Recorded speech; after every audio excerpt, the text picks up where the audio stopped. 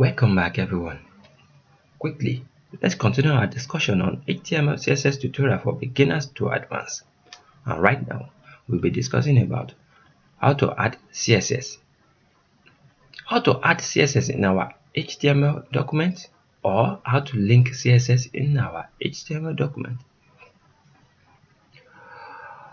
When a browser reads a style sheet, it will format the HTML document according to the information in the style sheet. So there is 3 ways to insert CSS.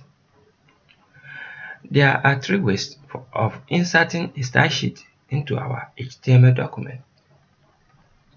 External CSS, internal CSS, inline CSS. Those are the 3 ways. The first one is external CSS. Second one is internal CSS. The third way is inline CSS. So we are going to be discussing about that in full details.